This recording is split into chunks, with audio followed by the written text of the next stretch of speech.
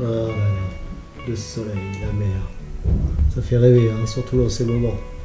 Enfin bon, il est temps maintenant de se mettre au boulot. Aujourd'hui, on parle des migrations touristiques, même si c'est vrai que ça peut paraître un peu bizarre dans ces moments extrêmement confinés qu'on vit ces derniers temps. Donc les migrations touristiques, en quelques chiffres, d'abord on voit bien effectivement que c'est une activité qui a complètement explosé ces dernières années, puisque dans les années 50 c'était quelques millions de touristes par an. Aujourd'hui on estime en 2019 à 1,3 milliard le nombre de touristes qui se sont promenés d'un pays à un autre, puisque là on parle bien de tourisme international. Alors globalement, qu'est-ce que c'est que le tourisme?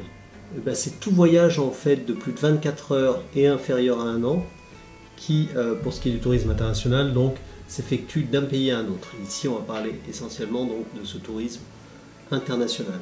Alors le tourisme dans le monde, en quelques chiffres, c'est 1,3 milliard donc à peu près de touristes par an, c'est le cas en 2017, 2018, 2019, et ça représente 1340 milliards de dépenses, donc c'est extrêmement important. Et si on fait une moyenne, on s'aperçoit qu'en gros ça fait 1000 $ par voyage et par personne, puisqu'il y a 1 milliard 300 millions de touristes par an pour 1300 milliards de dollars de dépenses touristiques.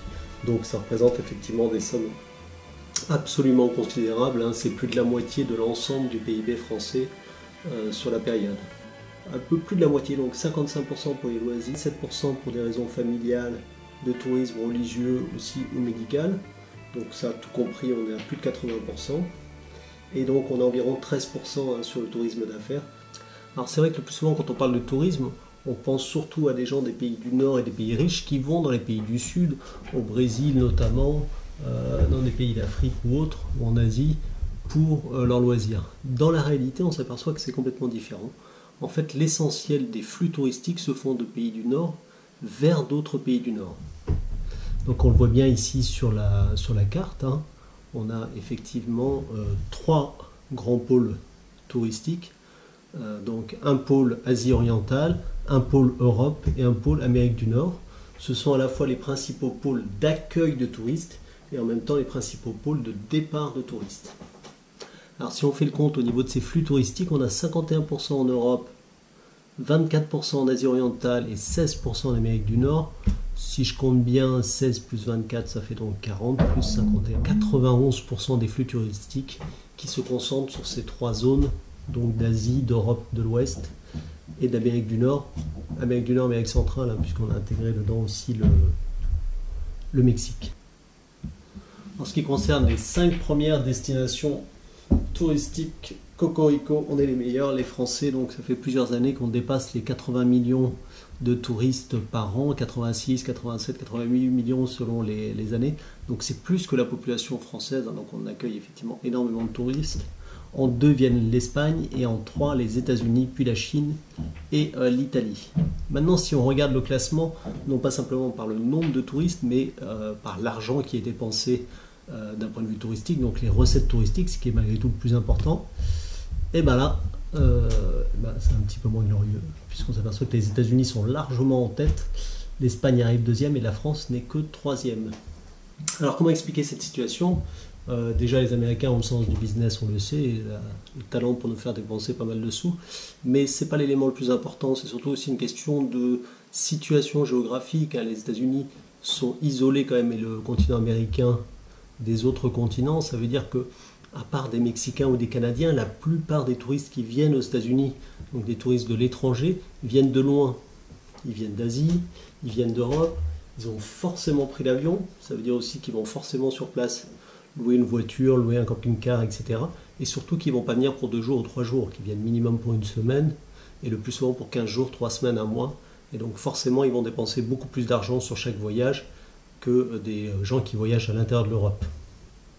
La France, du coup, est un bon exemple. Il y a beaucoup en fait de gens qui sont comptés comme touristes, qui sont en fait des Allemands, des Belges, des Anglais qui vont en Espagne, qui passent par la France, qui passent donc plus de 24 heures sur le territoire français, mais qui pour autant ne s'arrêtent pas très longtemps en France. Enfin, dernier point, les principaux émetteurs de touristes internationaux, c'est essentiellement la Chine, 135 millions de touristes par an, puis vient Hong Kong, l'Allemagne, le Royaume-Uni et les États-Unis. Donc c'est énorme pour la Chine, mais le potentiel est encore plus grand.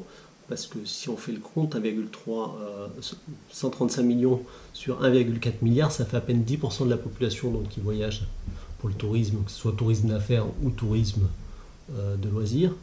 Si on compare avec le Royaume-Uni où ils sont 60 millions, vous voyez que là c'est beaucoup plus que la population, c'est-à-dire que beaucoup de gens voyagent plusieurs fois par an. Pour le Royaume-Uni, on est à plus de 100% de touristes finalement internationaux, alors que pour la Chine, à peine 10%. Donc attention là aussi à bien relativiser ces chiffres. Autre point, comment expliquer l'augmentation du tourisme à l'échelle mondiale? Là, on va regarder un petit document vidéo qui explique ça beaucoup mieux que je le ferai moi-même. Les progrès dans l'aéronautique, qui ont raccourci les temps de trajet, la dérégulation dans le domaine des transports, qui a permis de baisser les prix, donnant naissance au low cost, et l'émergence économique de géants démographiques comme la Chine, l'Inde, le Brésil, et la croissance de leur classe moyenne. En 2015, le tourisme national et international, c'est aussi un marché mondial de 2200 milliards de dollars qui emploie 110 millions de personnes, et pour un grand nombre de pays, c'est le pilier de leur économie. En France et en Allemagne, le secteur du tourisme représentait 4% du PIB en 2015. Au Cambodge, c'était 13,5% du PIB. À Macao, 35%. Et aux Maldives, 52%. Alors c'est une manne financière qui entraîne une compétition entre les États pour accueillir ces visiteurs étrangers.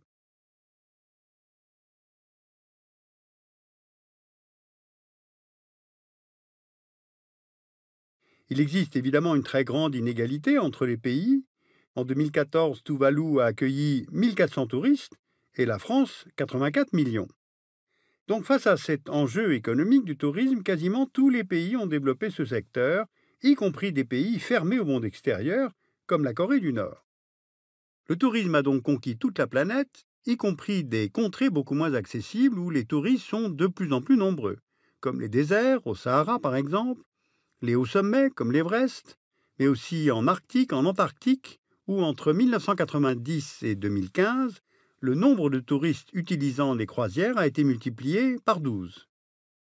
Ce phénomène dépasse même aujourd'hui notre planète, puisque le premier vol touristique dans l'espace a eu lieu en 2001, à l'initiative de l'agence spatiale russe, pour un coût estimé à 20 millions de dollars. Les frontières du tourisme ont donc été repoussées, et en même temps elles sont en constante évolution, car les destinations s'ouvrent et se ferment sous la pression de divers facteurs, notamment politiques.